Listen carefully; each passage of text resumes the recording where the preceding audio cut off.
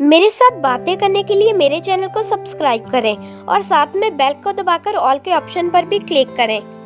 और हाँ, वीडियो को लाइक भी ज़रूर करें। दोस्तों, ये कहानी बहू और ससुर के बीच एक अनोखे रिश्ते की कहानी है। कहानी बहुत दिलचस्प है। आप हमारी कहानी को अंत तक ज़रूर सुनिएगा। ये कहानी शुरू होती है सुरेंद्र नाम के लड़के से। सुरेंद्र एक पढ़ा लिखा नौजवान लड़का है। सुरेंद्र के परिवार में उसका पिता राम मोहन, उसकी माता वंदना और बहन पूजा रहती है। वह एक छोटे से गांव में रहते हैं, लेकिन सुरेंद्र बाहर शहर में काम करता था, इसलिए वह महीने बाद 1-2 दिन के लिए अपने गांव में अपने परिवार से मिलने आ जाता था। सुरेंद्र की अब शादी की उम्र हो चुकी थी, इसलिए घर वालों ने सुरेंद्र की शादी मोहिनी नाम की लड़की से करवा दी। मोहिनी एक बहुत ही सुंदर और पढ़ी लिखी लड़की थी। मोहिनी के नाम की तरह मोहिनी अपने सुंदर रंग रूप से सबका मन मोह लेती थी। सुरेंद्र अब भी सिर्फ 10 दिनों के लिए अपने घर आया था। घर में 10 दिन बीतने के बाद अब सुरेंद्र वापस काम के लिए शहर जाने वाला था। शहर जाने से पहले मोहिनी सुरेंद्र को कहती कि मेरा यहाँ अकेले मन नहीं लगेगा, आप मुझे भी अपने साथ शहर ले जाओ। सुरेंद्र कहता कि हाँ, मैं तुम्हें भी अपने साथ ले जाऊंगा, पर अभी नहीं, कुछ महीनों बाद मैं तुम्हें शहर बुला लूँगा। अभी तुम यहाँ रहकर माता पिता की सेवा करो। सुरेंद्र के शहर जाने से मोहिनी का मन दुखी हो गया, लेकिन वह कर भी क्या सकती थी। अब वह घर में माता पिता और छोटी बहन का खूब ध्यान रखती। छोटी बहन पूजा हमेशा ही मोहिनी भाभी को कहती कि भाभी, आप बहुत सुंदर हो, मुझे भी बताओ आप अपने चेहरे पर क्या लगाती हो जो आप दिनों दिन सुंदर होती जा रही हो। तो भाभी हंसने लगी और कहती कि पूजा, तुम भी बहुत सुंदर हो, तुम्हें अपने चेहरे पर कुछ भी लगाने की ज़रूरत नहीं है, तुम ऐसे ही बहुत अच्छी और सुंदर दिखती हो। मोहिनी की सास की तबीयत दिन प्रतिदिन खराब होती जा रही थी, क्योंकि उन्हें दिल की बीमारी थी। ऐसे ही एक दिन जब मोहिनी रसोई घर में खाना बना रही थी, तब मोहिनी की सास वंदना की चीखने की आवाज़ आई। तब मोहिनी और सभी घर वाले वंदना को देखने के लिए आ जाते हैं। तब वंदना की हालत बहुत ज़्यादा ख़राब हो जाती है। वंदना को पास के गांव में हॉस्पिटल में ले जाते हैं, लेकिन वंदना की हालत इतनी ज़्यादा ख़राब हो गई कि अब उसका बचना बहुत मुश्किल था। और ठीक ऐसे ही हुआ, वंदना हार गई और उसकी मृत्यु हो गई। सभी घर वाले बहुत दुखी होते हैं। सुरेंद्र भी शहर से घर आ जाता है और माँ का अंतिम संस्कार करके वापस शहर चला जाता है। अब घर में मोहिनी, उसका ससुर राम मोहन और उसकी छोटी ननंद पूजा रहती थी।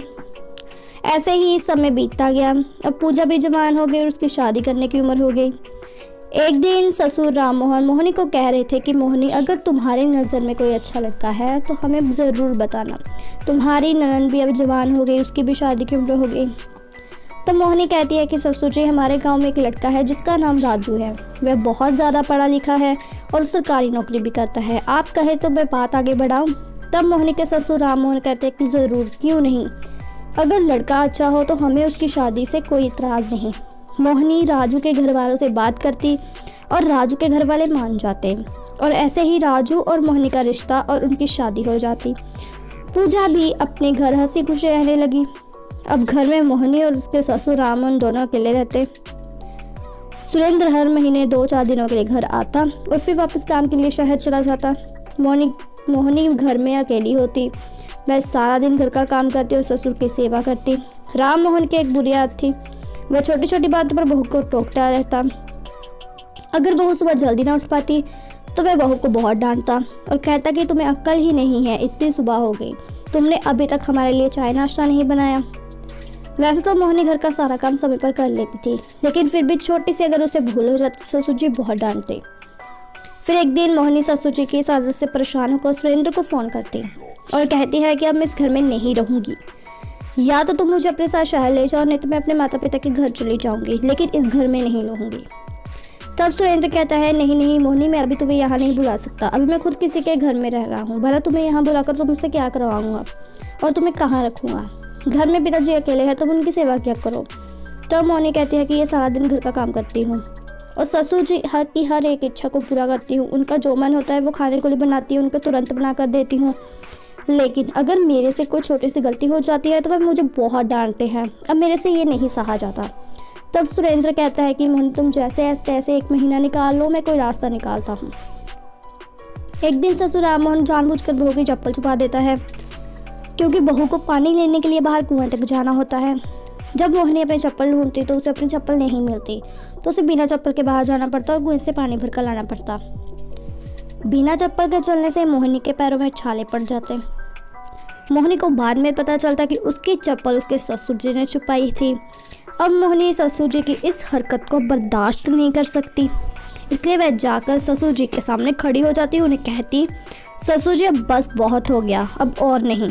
मैं बहुत दिनों से देख रही हूँ, जब से पूजा की शादी हुई है उस दिन से आप मुझे छोटी छोटी बातों पर तंग करने लगे हो। अगर मेरे से समय पर खाना नहीं बनता तो आप मुझे बहुत डांटते हो। माना कि आप उम्र में बड़े हो, मुझे डांट भी सकते हो, लेकिन छोटी छोटी बातों पर डांटना आपको शोभा नहीं देता। आज तो आपने हद ही कर दी, मेरी चप्पल ही छुपा दी आपने। आपको बिल्कुल भी शर्म नहीं आती ऐसी हरकत करते हुए। फिर मोहिनी सुरेंद्र को फ़ोन लगाती और उन्हें ये सारी बातें बताती। तब सुरेंद्र भी घर आ जाता और सुरेंद्र पूजा को भी फ़ोन करके घर पर बुला लेता। सभी लोग इकट्ठा हो जाते। पूजा अपने पिता को समझाती, पिताजी आप भाभी को इतना क्यों तंग करते हो, आखिर वह भी तो आपकी बेटी की तरह है। अगर मेरे ससुराल में मुझे कोई ऐसे तंग करे तो आपको अच्छा लगेगा क्या? आप खुद सोचिए। तब राममोहन कहता है कि बेटा मैं जानबूझकर मोहिनी को तंग नहीं करता,